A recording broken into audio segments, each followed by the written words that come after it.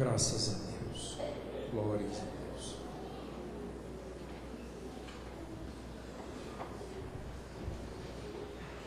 Glorificado seja o nome de nosso Senhor e Salvador Jesus Cristo.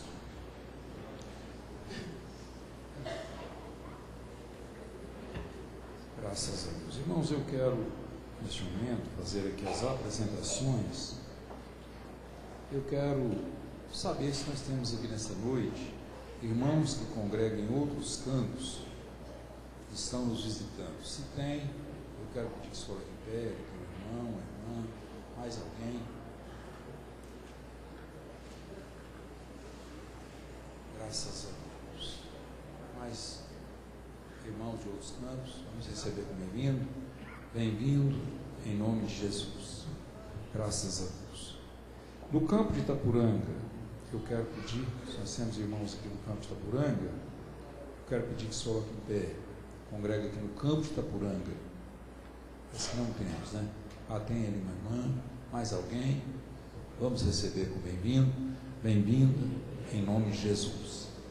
Eu quero pessoas amigas, pessoas que ainda não são evangélicas. Se nós temos também, peço que se coloque em pé. Temos alguém? De outras denominações evangélicas, temos irmãos de outras igrejas? Não temos? Eu estou aqui com uma carta de mudança, é da irmã Zélia Borges de Almeida Araújo. Quero pedir a irmã Zélia para colocar em pé. E está ali a irmã, e ela está vindo de mudança ali de Goiânia, Campo de Campinas. Os irmãos querem recebê-la como bem-vindo, bem-vinda, em nome de Jesus. Dos nossos pontos, lá da Vila Odete, no Regional, todos os irmãos que vieram da Vila Odete, fiquem de pé, por favor. Deus abençoe. Do Alto Refúgio, o pastor Claudetino me informou que não poderia estar aqui. Ele perdeu uma cunhada hoje e estava lá dando assistência. Mas todos os irmãos que vieram lá do Alto Refúgio, coloque de pé. Deus abençoe. Lá do Conjunto Fraternidade, será o seu, todos os irmãos lá do Conjunto Fraternidade, fiquem de pé, por favor. Graças a Deus. Estão aí, Deus abençoe. Lá do setor Morada Nova, Antônio Tereza, todos os irmãos lá do setor Morada Nova, Deus abençoe os irmãos. Lá do setor comercial, Moginoir, e todos os irmãos do setor comercial, de pé, aí, todos os irmãos, Deus abençoe. Lá do Parque Alvorada, Wagner, os irmãos lá do Parque Alvorada, todos os irmãos, de pé, graças a Deus, Deus abençoe. Lá do setor Veredas, irmão Bardinho, está aqui irmão Baldir, todos os irmãos que vieram lá do setor Veredas, fiquem de pé. Deus abençoe todos os irmãos aí dos pontos, né? Sempre a gente manda ficar em pé, eu sempre tenho falado para os irmãos, é para que os obreiros, os dirigentes, possam estar vendo aí participação dos irmãos aí no culto de terça-feira, né? E é um incentivo que a gente sempre faz para os irmãos estarem aqui. Os irmãos vão recebê-los como bem-vindos, são bem-vindos em nome de Jesus, né? Graças a Deus.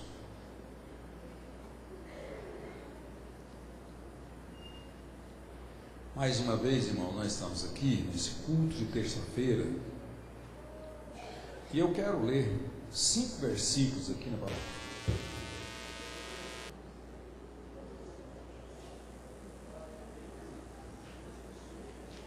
Eu quero ler 5 versículos aqui, Hebreus capítulo 13.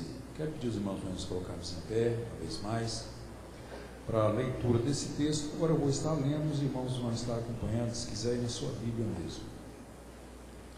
A palavra de Deus diz assim: permaneça a caridade fraternal. Não vos esqueceis da hospitalidade aos estranhos, porque por esta alguns, sem o saberem, hospedaram anjos. Lembrai-vos dos presos, como se estivesseis presos com eles, dos que são maltratados, como sendo vós mesmos no corpo. Seja honrado o matrimônio por todos, e seja o leito sem mácula, pois aos fornicários e adúlteros Deus os julgará. Seja a vossa vida isenta de avareza, contentando-vos com o que tendes, pois ele disse: não te deixarei, nem te desampararei. Esses 5 versículos. Podemos assentar?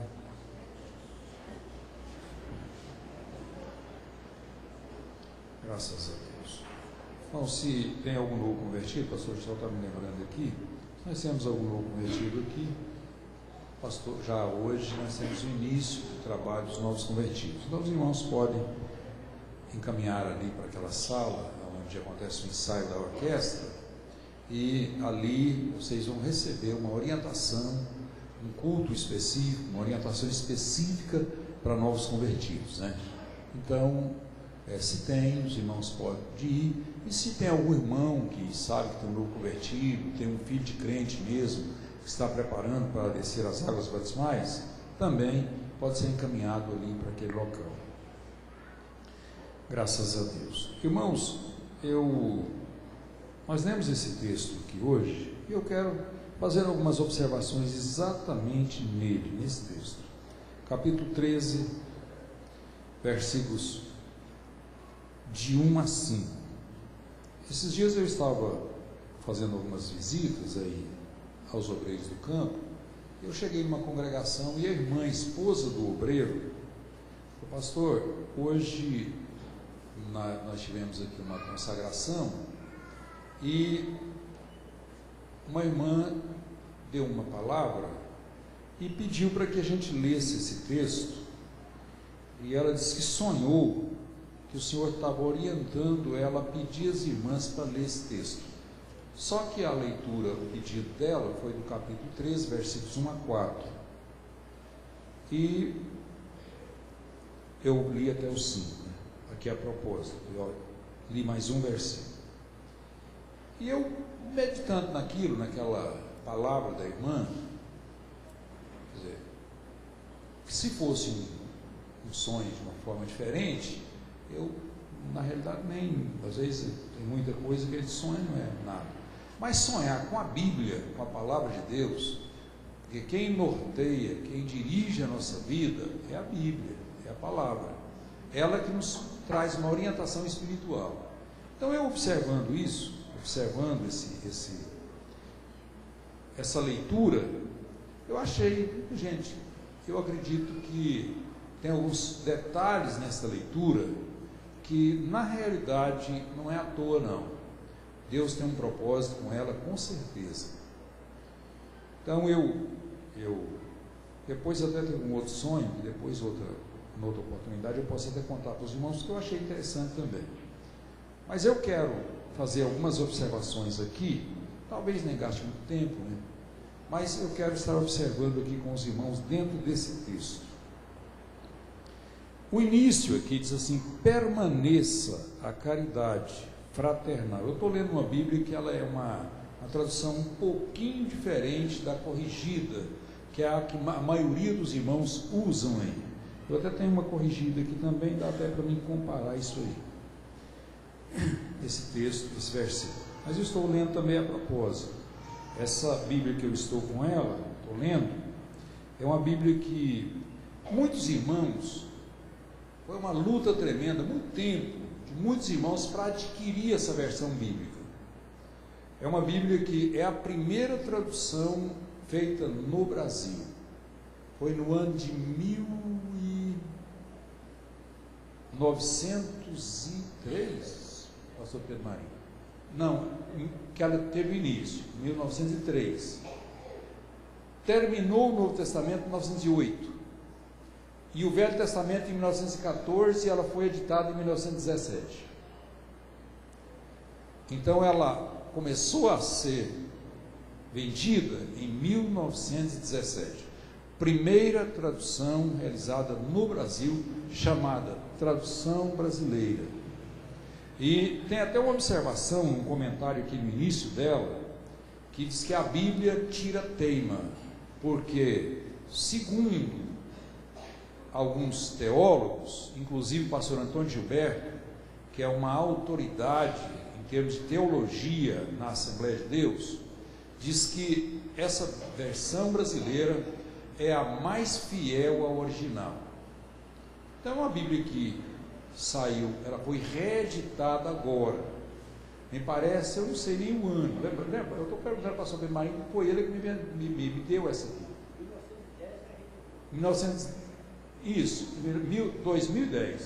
2010. Ela foi reeditada e está aí. Tem alguns irmãos que eu acho que até tem ela aí, pode até atender os irmãos se alguém quiser. Mas eu lembro de pastores ficar procurando, né? E principalmente esses crentes mais antigos, procurando se não tinha uma Bíblia, olhando para a tradução. Eu lembro de muitos pastores procurar, mas poucos conseguiam, porque ela deixou de ser vendida, me parece, em 1950.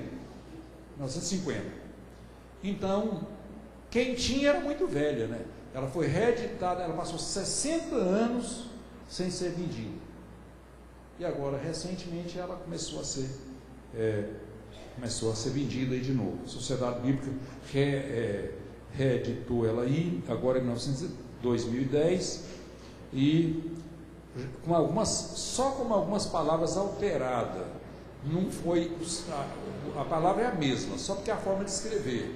Por exemplo, quem tem uma Bíblia antiga aí em casa, que Mateus é escrito com TH, tem alguém aqui que tem? Que já viu? Já viu, né, irmã? Que Nabucodonosor é escrito todo diferente. Atos é escrito Actos, A-C-T-O-S. Então, aí ela era assim também. Aí houve algumas correções com relação a isso. Mas então, irmãos, aqui a Bíblia corrigida fala assim: permaneça a caridade fraternal. Agora essa aqui diz, é a mesma coisa, né? A Bíblia atualizada muda essa palavra caridade por amor. Permaneça o amor fraternal. Irmãos, eu fiz questão de ler e quero comentar alguns pontos aqui nesse texto, e um deles é exatamente esse, porque é muito comum hoje, principalmente para quem é um obreiro e recebe, às vezes trabalha com aconselhamento de casais, de vez em quando a gente ouve, é procurado por alguém que fala assim: eu não amo mais a minha esposa, eu não amo mais, perdi, acabou o amor. Aí irmãos, eu fico, sinceramente, eu me preocupo com isso, porque observe, aqui não é, pelo que a gente lê, pelo que a gente observa, isso aqui não é uma opção. Olha aqui, permaneça a caridade, ou na Bíblia atualizada, uma palavra que é praticamente mais correta. Inclusive, toda essa Bíblia que fala amor aqui, o capítulo 13 de Coríntios, por exemplo, ela vai falar amor também. Essa aqui fala caridade, essa corrigida e algumas traduções, mas a atualizada, e existe outras que fala amor também. No capítulo 5 de Efésios, naquela leitura que muitas vezes é repetida aqui no casamento, uma cerimônia de casamento, vocês lembram que lá tem uma palavra com relação aos maridos. Como é que fala lá, irmãos? Quem que lembra? Maridos, amai as vossas.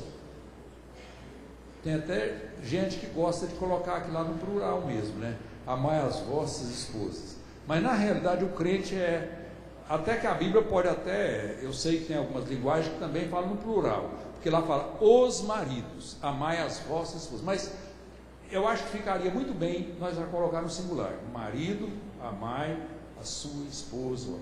Não é isso aí, porque é uma, né?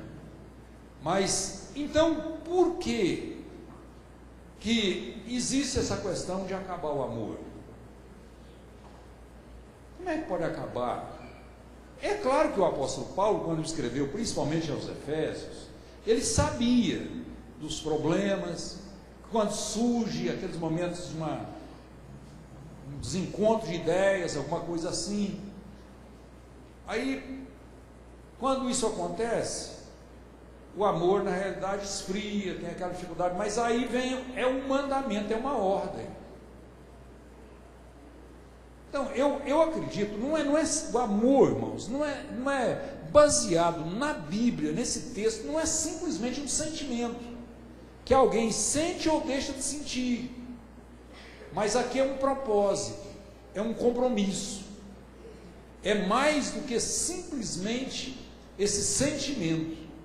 Então, quando fala aqui, permaneça a caridade, ou permaneça o amor fraternal, esse amor fraternal, eu estava adicionando essa palavra hoje, é amor de irmãos. Então, cabe muito bem com relação à igreja, o relacionamento da igreja. Tem algumas reuniões trimestrais em alguns campos, que eles mudaram, eles falam assim, a fraternal de obreiros. Fraternal, por quê? É um encontro, é um relacionamento de obreiros. Então, permaneça o amor fraternal, ou permaneça a caridade fraternal. É uma ordem. Irmão, você não tem o direito de odiar um irmão. Não tem. Você não tem o direito de não gostar. Eu não gosto do fulano. Não, as ideias não dão certo. Tem pessoas que ele tem um temperamento e outro. Não dá certo para andar junto, não dá certo para negociar junto, não dá certo. Não é porque vai mentir, um vai mentir, outro não é isso. Mas não dá certo. Um é mais disposto que o outro. Tem as diferenças. Inclusive, eu podia até ter observado isso aqui. O apóstolo, ou melhor, o Pentateuco está no livro de Deuteronômio, que há uma observação aqui do escritor do Pentateuco, Moisés, ele falando com relação a suportar as diferenças. E toda pessoa que relaciona com outros, que lidera, tem que estar preparado para suportar, para tolerar diferenças. Tem que entender isso aí. Mas permaneça a caridade fraternal ou amor. Permaneça por quê? Porque um dia ela existe. Então não tem o direito de acabar, tem que permanecer. Às vezes você está me ouvindo aqui pensando, pastor, o senhor porque não sabe a minha situação, o meu problema. O senhor não entende o meu problema. Está certo. Se você tem um problema com alguém, eu queria conversar com ele também, ou com ela também. Eu queria, era o meu desejo, mas se eu estou falando com os que estão aqui, é porque eles estão aqui, os outros não estão, não tem como estar ouvindo. Eu queria que fulano ouvisse isso aqui, mas é você que está. Então, permaneça o amor ou essa caridade fraternal. O apóstolo Paulo, escrevendo aos Romanos, no capítulo 12, parece que é o versículo 9, ou capítulo 9, versículo 12, aí ele também faz uma referência, e há várias referências na Bíblia com relação a este amor fraternal. Então, é um dever, e não é só de palavras não, irmão, é com atitude, é com ação. Não adianta nada eu chegar aqui e falar, irmãos, eu morro de amor por vocês, mas as minhas ações provam o contrário. Eu já disse isso aqui, posso repetir aqui nesta noite, usando esse texto aqui também, que o amor, ele exige provas. Por exemplo, quando Deus, a Bíblia diz que ele amou o mundo, mas ele amou dando, oferecendo. O amor, o verdadeiro amor, ele não é um amor que exige, ele é o amor que oferece. Não é aquele que exige compreensão por parte do outro, mas é aquele que compreende, que luta para entender. A pessoa que ama às vezes fica calado, não reage, são provas de amor. Quantas vezes, dentro de um relacionamento marido e mulher, por exemplo, Quantas vezes um fala uma coisa, o outro fica com vontade de responder, de reagir, mas ele fala, não, mas eu amo, eu quero manter meu casamento, eu quero manter esse relacionamento, eu não quero brigar, eu quero evitar uma briga, eu vou responder, vai sair um problema mais sério, vai agravar, aí ele cala, e daí a pouco aquilo passa, tudo está normal, e se a coisa desencontrou, aí atrapalha. É uma realidade. Então, o crente tem que observar isso aqui. O amor não é simplesmente, não, eu estou amando muito agora, deixei de amar amanhã. Ontem eu amava, hoje não amo. Hoje eu amo, ontem não amava. Não, não é assim. Permaneça. Quando manda permanecer, é porque é uma coisa contínua. Tudo que fala em permanecer é alguma coisa contínua. Não é uma coisa passageira, momentânea, não. Mas é alguma coisa que precisa permanecer. Essa questão aí, às vezes dentro de um casamento, mas o comportamento dele é diferente, ele mudou, tá certo, mudou, um deixou de amar, o outro não tem jeito mais, tá certo, eu não quero mais, isso aí me preocupa, quando eu ouço alguém falar, eu deixei de amar, aí você conversa com o outro está sofrendo aquilo, o problema, então ele deixou de amar, tem uma razão, tem uma terceira pessoa na coisa, no problema, tem alguém envolvido, tem um envolvimento, tem uma razão por isso. Então, é preciso muita reflexão nisso aqui, nessa palavra aqui. Então, permaneça a caridade fraternal.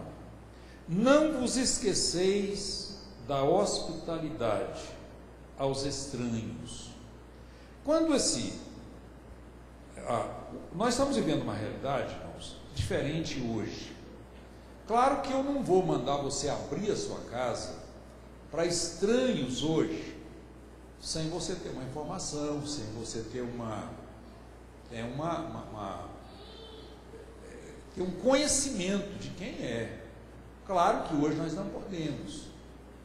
Mas a hospitalidade aqui, eu acredito que nem ela está só relacionada também com a questão de você pôr alguém dentro da sua casa. Mas, às vezes quem sabe até quando você oferece um prato de comida, oferece alguma coisa, você está praticando essa hospitalidade. E a Bíblia, agora, na época que isso aqui foi escrito, na época se você olhar o Velho Testamento, por exemplo, inclusive aqui, diz que pela hospitalidade, alguns hospedaram anjos sem saber. E alguns hospedaram até no sentido literal. Por exemplo, Abraão recebeu visita de anjos. Ló pela mesma forma. E a Bíblia relata no Velho Testamento algumas aparições de anjos. E que foram hospedados. Então, cumpre literalmente isso aqui. Hospedaram anjos sem saber. E como eu disse aqui nesta noite, às vezes não é colocando para dormir na sua casa, não é colocando assim, mas quem sabe, quando você oferece, ajuda alguém, você está ajudando uma pessoa. Às vezes eu não quero falar hoje como um anjo, num sentido literal, como foi lá no caso de Abraão e de Ló, mas homens de Deus, servas de Deus, servos de Deus, nós estamos precisando de observar isso aqui. Agora, eu quero fazer aqui uma observação, irmãos, porque aqui, observe aqui como é que fala o texto, vê? Não vos esqueceis da hospitalidade aos estranhos, porque por esta alguns, sem saberem, hospedaram anjos. Agora aqui, dá para a gente entender que essa hospedagem que a Bíblia orienta, essa ajuda que a Bíblia orienta, não é aquela ajuda que você está dando interessado em ser reconhecido, não. Por quê? É muito fácil hospedar alguém para amanhã meu nome sair, ser comunicado por aí, às vezes eu tenho um reconhecimento e às vezes até me colocando lá em cima, me destacando, né, por essa razão. Não, essa hospedagem que eu estou falando aqui, essa ajuda que eu estou mencionando, e que eu creio que a Bíblia fala aqui, é quando você ajuda quem realmente necessita. Você ajuda alguém que precisa. Aí, que às vezes você está pensando, não, para me hospedar, eu vou hospedar então uma pessoa, mas eu vou hospedar um deputado, um governador do estado, uma pessoa assim, porque aí sim, eu vou ficar lá em cima. Até o Jornal Popular vai contar depois que ele hospedou na minha casa. Não, não é isso. É aquele que ninguém nunca vai ver, mas Deus lá no céu está vendo. Deus lá está vendo. Às vezes nunca vai ser registrado aqui, nem mencionado aqui, mas está nos registros de Deus, e você vai ser recompensado por isso. Deus vai te recompensar, porque você fez sem nenhum interesse de ser visto, de ser reconhecido, de ser recompensado, mas Deus lá do céu, que conhece, e inclusive lá no Evangelho de Mateus, parece que é no capítulo 25, Jesus faz uma referência, ele falando ali com relação a quando vai ser chamado aquele servo, o fiel e o outro, ele fala assim, que hospedaste, estive nu e me vestistes. No momento ele fala que estive nu e não me vestiste, assim, e depois ele fala o contrário, né? Então é alguém que precisa, é alguém que está nu, é alguém que precisa se vestir, é alguém que precisa ser alimentado, é alguém que não tem recurso, é alguém que não tem meios para isso, e às vezes você faz, nós fazemos. E interessante é que às vezes a gente faz alguma coisa, eu mesmo já ajudei muita gente sem precisar, muita gente sem precisão. Às vezes alguém chega aqui, me pede uma oferta e eu ajudo, daqui a pouco eu descubro que ele é um pilantra, é um picareta, é uma pessoa que está aí tirando proveito, mas eu pequei porque ajudei ele, irmãos. E se fosse o contrário, ele precisasse e eu não ajudasse, aí eu pecaria? Com certeza, aí eu tinha pecado. Então é melhor eu ajudar, não é? Porque às vezes hoje nós estamos assim, eu não ajudo quem precisa por causa dos que não precisam e às vezes busco ajuda. Mas, inclusive com sinceridade, eu acho que eu posso falar isso com sinceridade, eu acho que eu não tenho nem arrependido, mesmo quando ajudo quem não precisa, mesmo ajudo uma pessoa, quando ajudo alguém que é um verdadeiro aproveitador, porque eu fiz com a intenção correta, eu fiz com a visão que estou ajudando alguém. Irmãos, e coisa boa é quando nós ajudamos, não é verdade? Coisa boa é quando nós fazemos alguma coisa para alguém.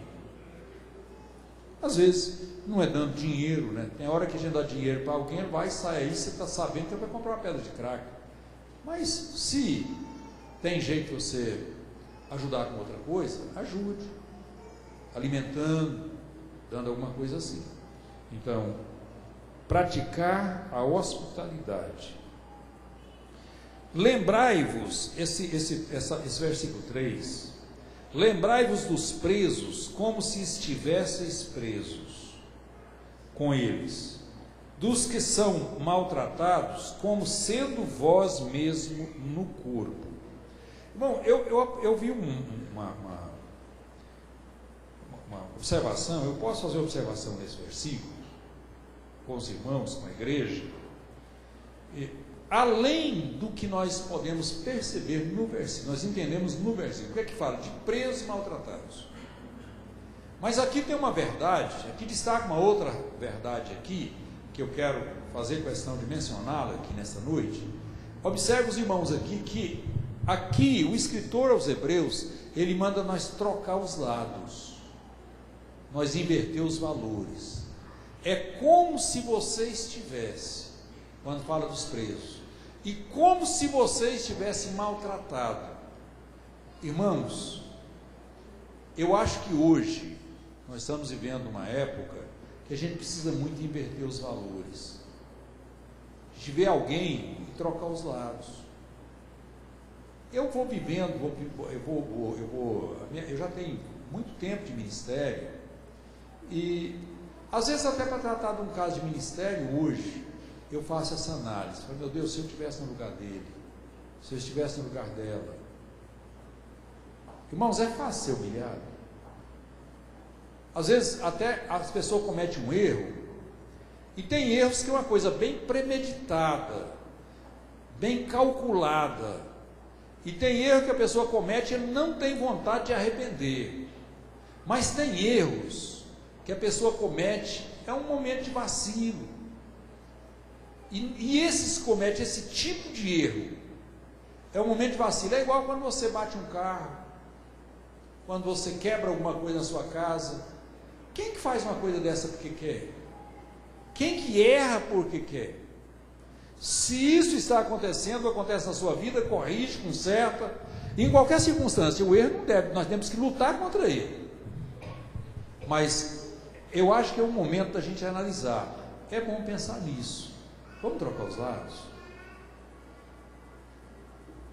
Quando o seu filho erra, quando lá na sua família existe um erro, eu tenho muita coisa que eu já arrependi porque fiz. Corrigi um filho porque quebrava alguma coisa, corrigi um filho porque perdia alguma coisa, às vezes castigava por causa de uma coisa dessas. Irmãos, hoje, sinceramente, se o tempo voltasse, eu nunca faria isso mais. A menos que você quer orientar porque você percebeu que foi um descuido, uma coisa assim. Mas quem de nós que nunca quebramos alguma coisa? Quem de nós que nunca cometemos alguma coisa assim, um problema desses? Claro que todos nós já passamos por isso.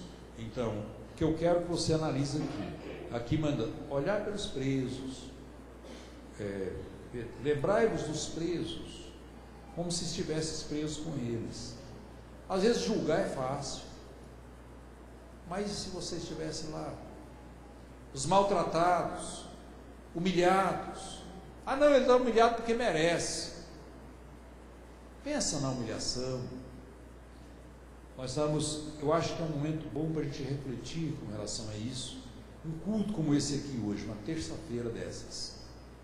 Então, além dessa questão de lembrar de presos, lembrar de maltratados, o que eu vejo aqui é essa questão aí que eu quero destacar nesse versículo. Trocar os lados, inverter os valores, você colocar no lugar dele, você colocar no lugar dela. Então, é alguma coisa a refletir nessa noite. Versículo 4: seja honrado o matrimônio por todos, e seja o leito sem mácula, pois aos fornicários e adúlteros Deus os julgará. Essa Bíblia corrigida fala venerado. Venerado seja entre todos o matrimônio. A Bíblia, na linguagem de hoje, diz honrado. Aqui é honrado. Na Bíblia, na linguagem de hoje, tem um pouquinho diferente. Eu estava até com uma aberta aqui e tirei, mas eu vou ver se eu consigo voltar aqui. É uma palavra que eu quero fazer. Faço questão de fazer algumas observações aqui também. Versículo 4: que o casamento seja respeitado. Aqui tem uma que fala venerado, a outra honrado e a outra respeitado. Irmãos, eu estava lendo esse texto hoje e observando, lembrando, analisando, refletindo os desrespeito com relação a esse tipo de relacionamento hoje. Ele inicia no namoro, porque aqui eu também li algumas versões diferentes aqui, e inclusive essa da Bíblia, tradução brasileira, fala aqui os fornicários. A Bíblia corrigida parece que fala prostituição, adultério. Essa aqui fala fornicário. Você sabe o que é fornicário? Quem comete fornicação são pessoas solteiros, esses namoradinhos que saem por aí, agarrando, abraçando, beijando. Vocês sabem como é que chama isso aí? Fornicação. Esse tipo de pecado. E aqui faz uma colocação com relação aos fornicários. A prostituição é um relacionamento por dinheiro, por negócio.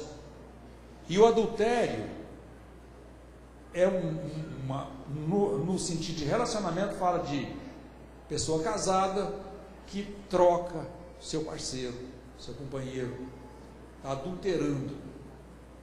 Então, eu fiz questão até de ler mais de uma versão exatamente para isso.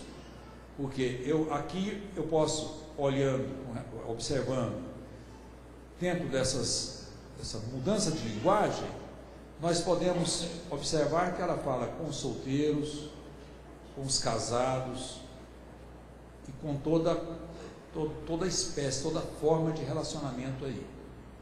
Então, irmãos, eu estava dizendo que a fornicação, às vezes nós passamos alguns dias, às vezes sem ter uma reunião com os jovens, sem ter uma palavra direta com os jovens, mas quantos casamentos não estão sendo respeitados porque começaram mal? Tiveram início fora dos princípios estabelecidos pela palavra de Deus. Aí a coisa desanda, a coisa não caminha. Por quê? Teve um início errado. Significa que todo início errado não tem conserto? Tem. Agora precisa haver conserto. E às vezes é o que falta.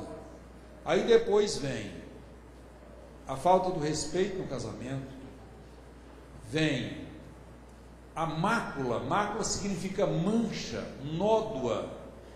Quer dizer, o leito sem mácula significa um relacionamento sem mancha, sem nódoa, um relacionamento correto, um relacionamento dentro dos princípios estabelecidos pela palavra de Deus.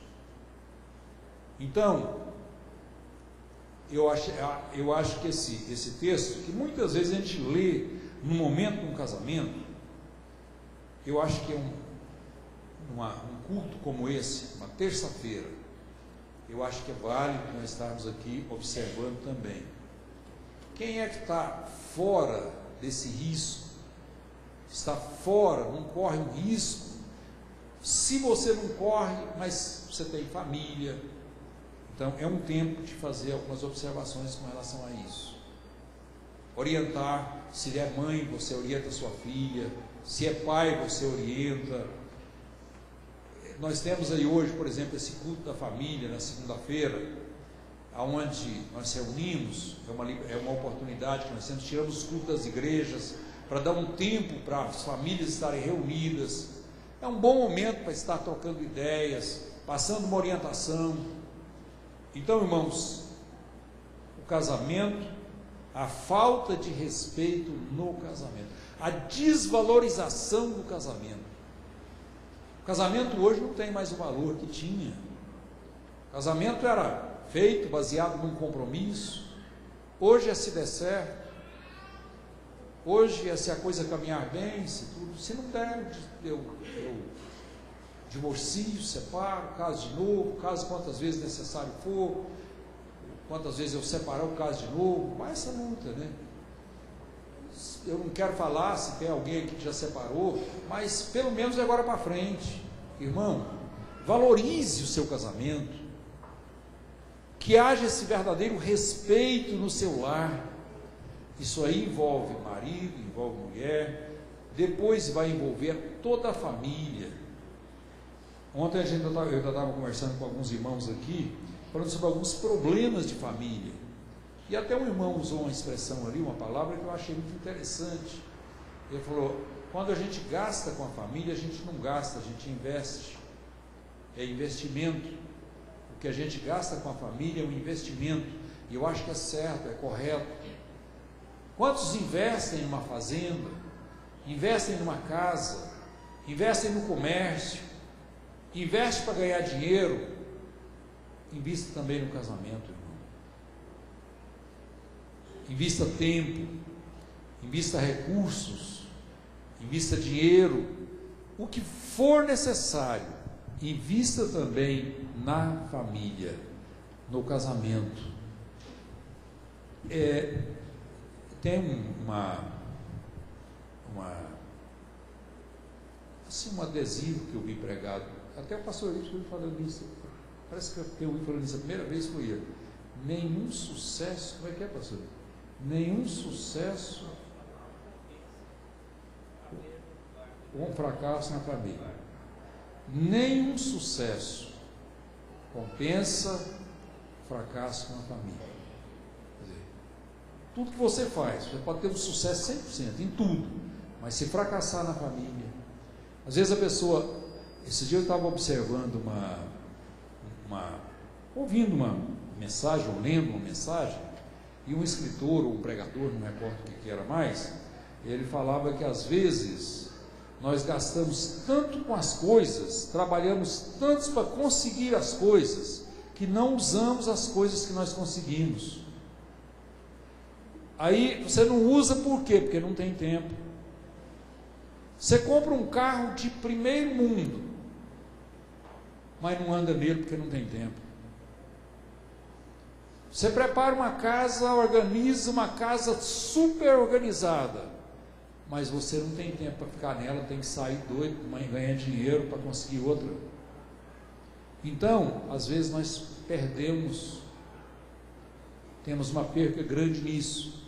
E com relação à família, eu queria que a gente valorizasse isso aqui, irmãos. Vamos estruturar. A gente tem, olha, aqui em Itapuranga, nós tivemos aqui, por exemplo, há pouco tempo nós tivemos aqui um simpósio da família com o pastor Alain Brizotti, que foi muito abençoado. Até hoje ele está uma gravação no meu carro, de vez em quando eu saio e estou ouvindo aquelas mensagens que ele pregou aqui. É muito interessante, muito válido. Então, aqui de seja honrado o matrimônio, o casamento por todos, e seja o leito sem mácula, pois aos fornicários e adúlteros Deus os julgará. E por fim, irmãos, dentro até da palavra que eu disse para os irmãos, que a irmã falou ali, era o texto versículo 4, mas eu fiz questão de chegar nesse simples assim: seja a vossa vida isenta de avareza, contentando-vos com o que tendes, pois ele disse: não te deixarei, nem te desampararei. Vocês sabem que a avareza é uma falta de confiança em Deus? Porque todo avarento, ele busca excessivamente os bens, e quando ele faz isso, a gente pode entender uma falta de confiança em Deus. Então, a vossa vida seja isenta de avareza, contentando-vos com o que tens. Essa palavra contentar vem de contente, de alegria. Então, às vezes a pessoa não contenta, não é contente. O apóstolo Paulo, ele diz que sabia contentar com o que tinha, sabia ter fartura, sabia passar necessidade. Agora, nesta noite, se eu perguntar aqui, irmãos, você está contente com o que você tem? Ou até com o que você não tem? Quem sabe tem alguém aqui que não tem alguma coisa, é um livramento de Deus. É porque se você tiver, você não vai dar conta de servir a Deus. Você não vai conseguir servir a Deus, porque aquilo vai te atrapalhar você servir a Deus. Eu ainda disse ainda há pouco, né? Que às vezes a pessoa trabalha tanto para adquirir alguma coisa que depois ele adquire e não consegue usar, porque ele não consegue tempo para usar, para tirar proveito daquilo que ele tem, daquilo que ele conseguiu. Então, nesta noite, você é contente com o que tem? E contente até com o que você não tem? Contente com aquilo que Deus te deu, e até com aquilo que Ele não te deu? Se não é, você deve contentar, deve estar contente. Eu não quero dizer conformar.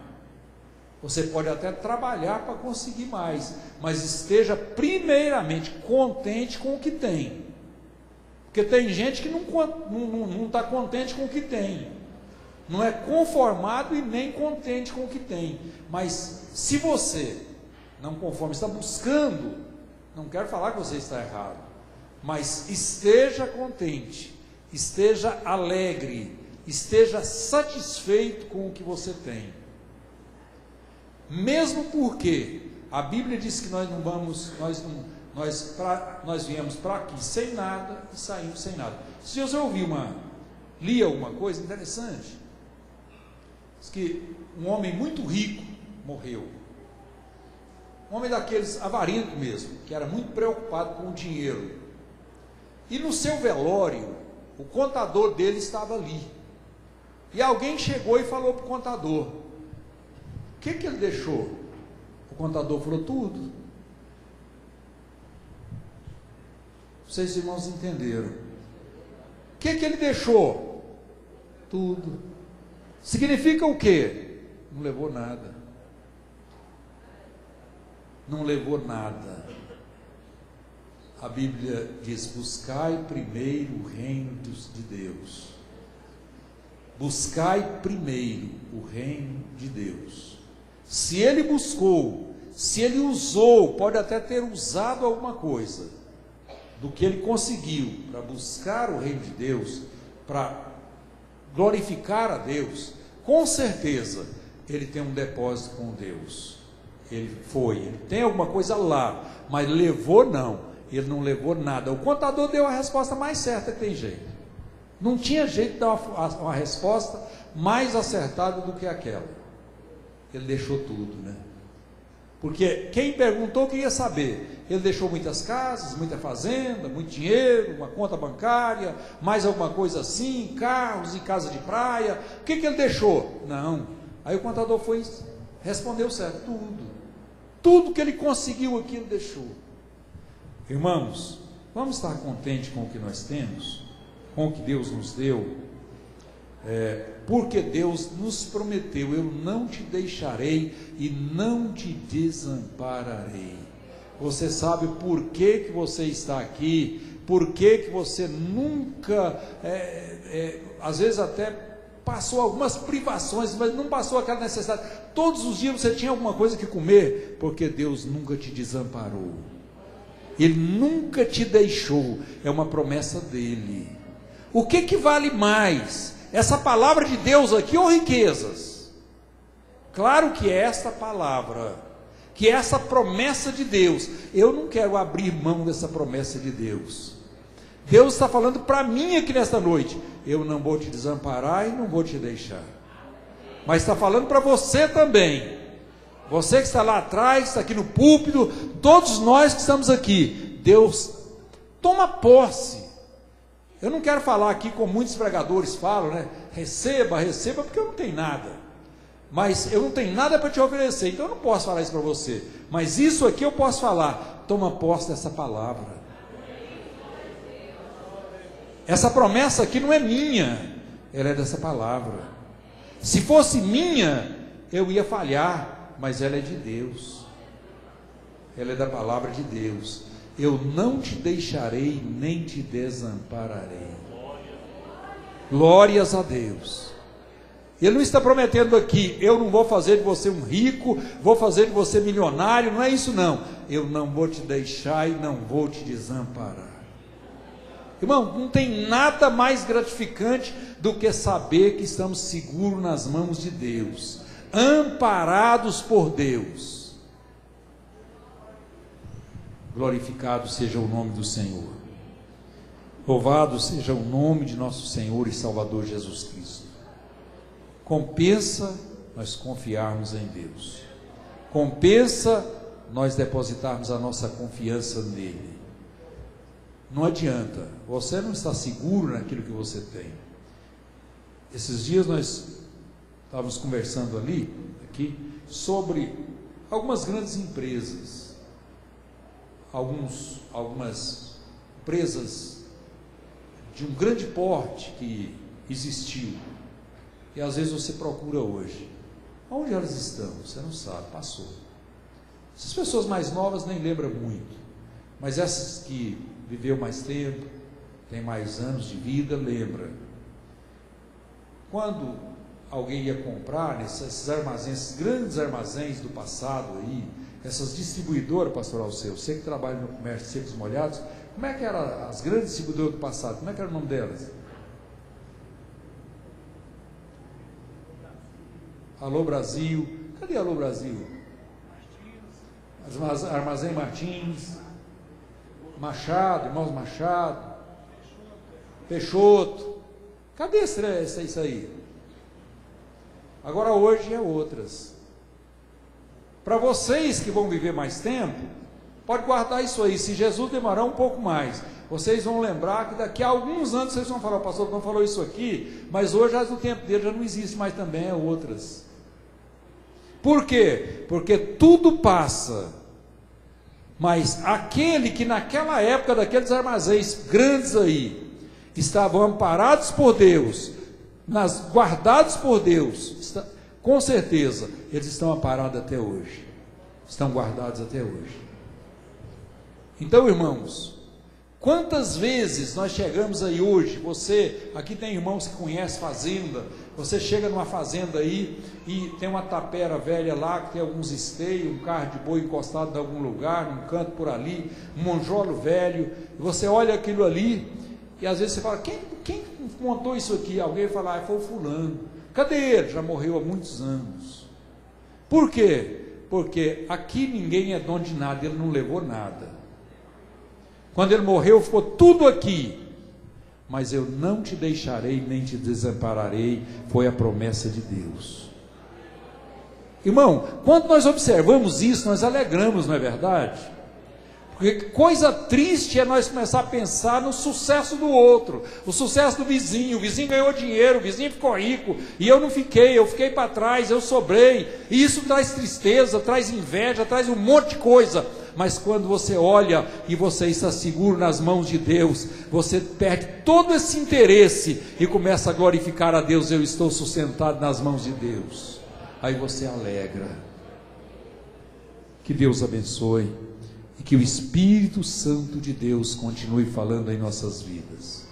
E se você tem com o que vestir, o que comer, esteja contente com isso. Esteja contente. Continue trabalhando. É um dever seu, mas esteja contente. Graças a Deus. Sim?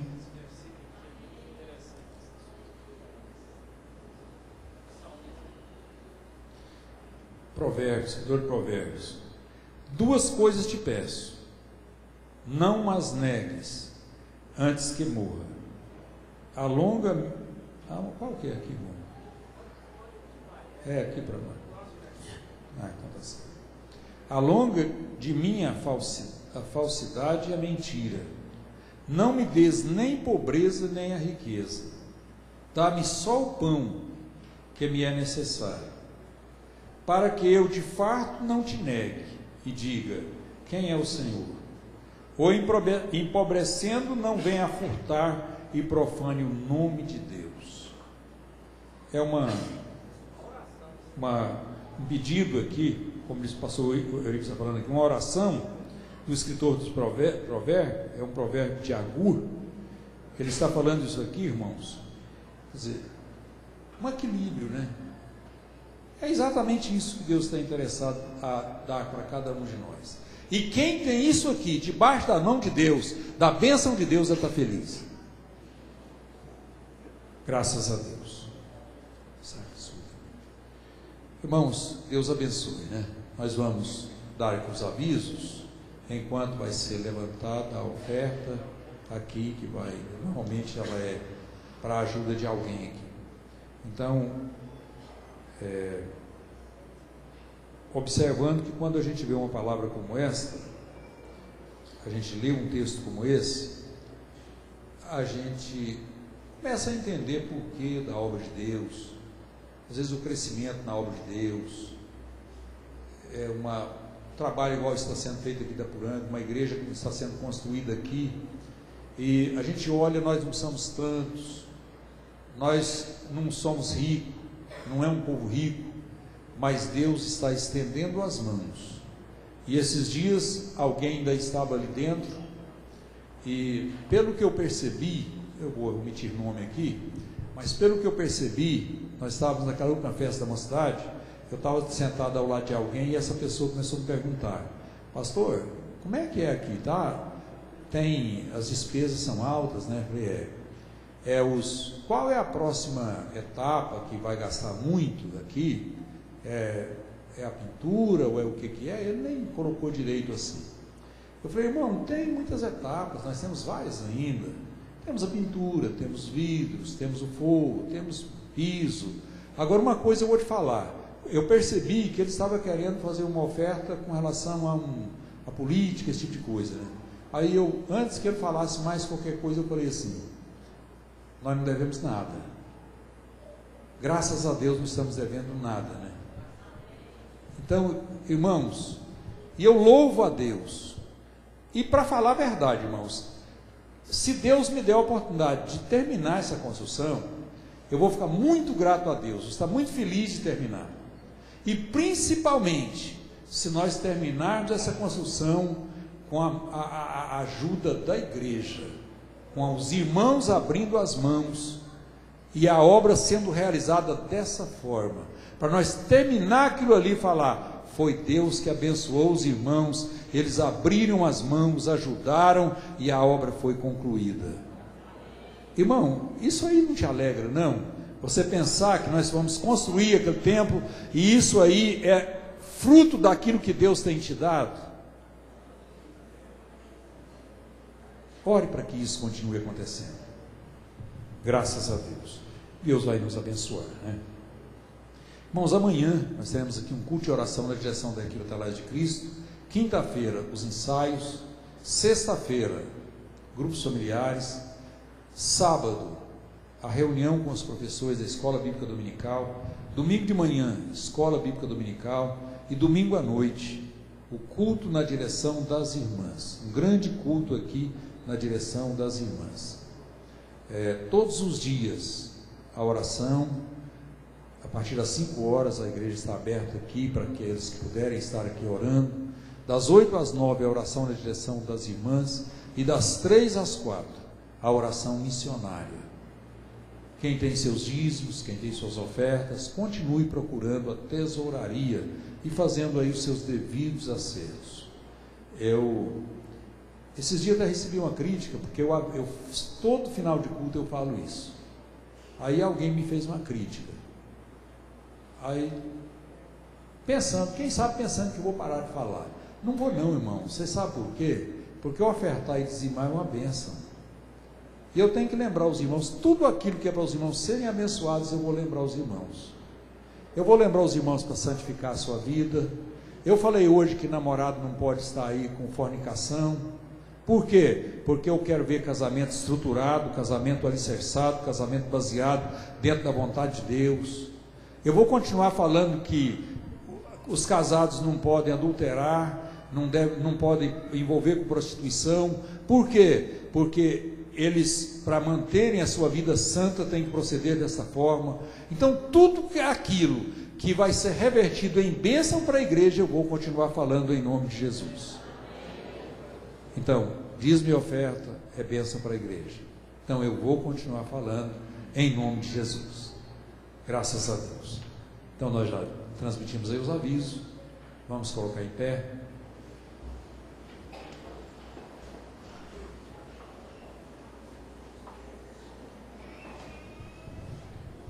E vamos orar, agradecendo a Deus. Senhor, nosso Deus, nosso Pai, eu quero te louvar, meu Pai, te adorar, te agradecer por esse momento, por esse culto, pela participação dos seus filhos, pela palavra, pelos compromissos, pelo desejo dos teus servos aqui de estarem obedecendo a tua palavra, Senhor. Pai Santo, continue com as mãos estendidas, abençoe esse final de semana, o trabalho aí das irmãs, os cultos, tudo venha acontecer debaixo das tuas mãos poderosas, ó Pai. Leve em paz os teus filhos, guarda, livra dos perigos. Nós confiamos no Senhor, depositamos no Senhor a nossa confiança. Pedimos em nome de Jesus, Senhor. Graças a Deus. Que a graça de nosso Senhor e Salvador Jesus Cristo, que o amor de Deus nosso Pai e que a comunhão do Espírito Santo seja com toda a igreja, com todo esse povo, não só hoje, mas para todos sempre. Amém. Deus abençoe. Está terminado em nome de Jesus.